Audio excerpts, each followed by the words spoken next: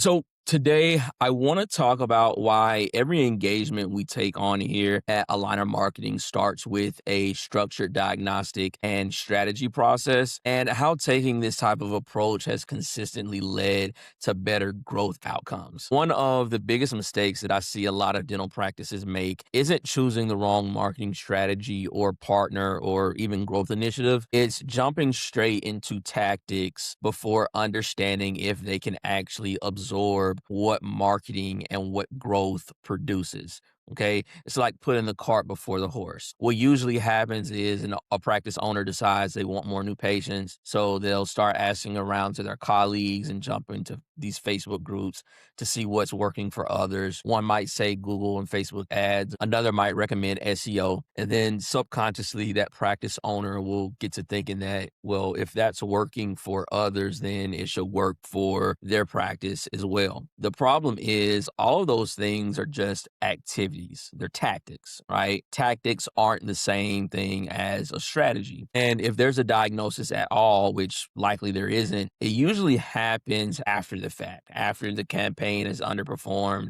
and after the practice is out of thousands of dollars invested. Here at Aligner Marketing, we believe that that process should happen in reverse. Before we recommend marketing, hiring, a budget, or any tactics, we first want to understand how the practice actually operates, because marketing and growth doesn't create problems, it actually exposes them. Maybe your website isn't built to convert visitors into appointments. Maybe doctors aren't consistently discussing aligner treatment. Maybe patients are calling, consultations are being booked, but somewhere inside the practice, those opportunities are falling through the cracks.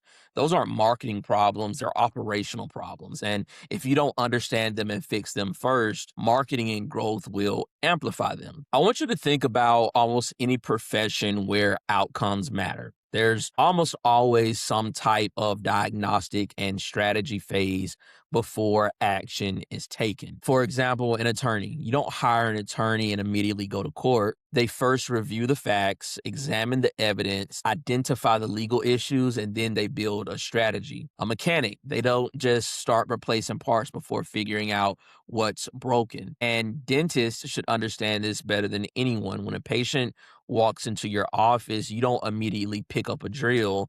You perform an exam, you take x-rays, you gather information, you identify the underlying problem. Only then do you recommend treatment. And business growth should work exactly that same way, because the cost of guessing is almost greater than the cost of diagnosing. That's exactly why we've built our practice assessment. Not because we like reports, not because we want to slow down the process, but because information leads to better decisions. Now, I'm not going to cover every detail because it's a fairly in-depth process, but I do want to walk through the major components. The first thing we start with is establishing a baseline. Before we improve anything, we need to understand where the practice stands today.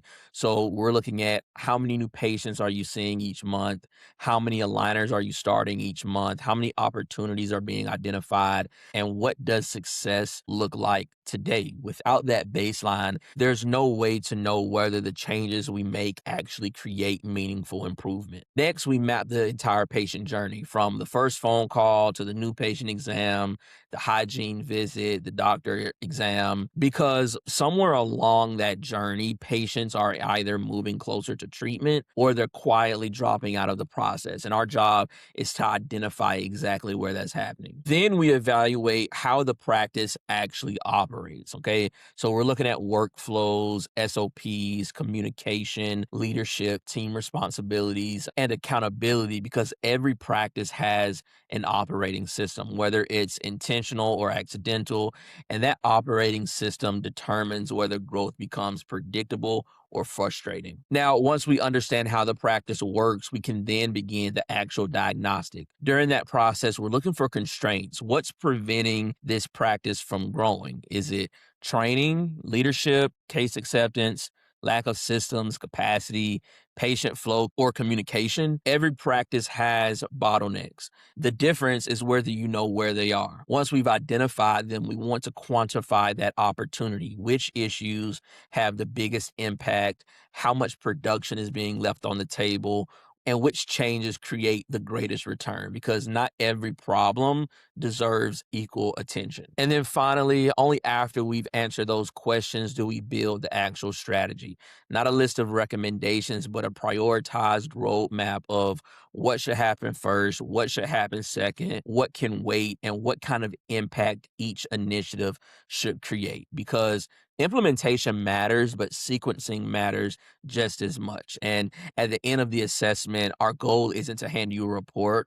Our goal is to give you clarity, a clear understanding of where your practice stands today, the biggest constraints limiting growth, the highest impact opportunities that are available to you, and a roadmap built around solving the right problems in the right order, because that's what a diagnostic is really about. It's creating certainty before making decisions. And in our experience, better decisions almost always lead to better outcomes. So, hope you enjoyed the video, and I'll catch you in the next one.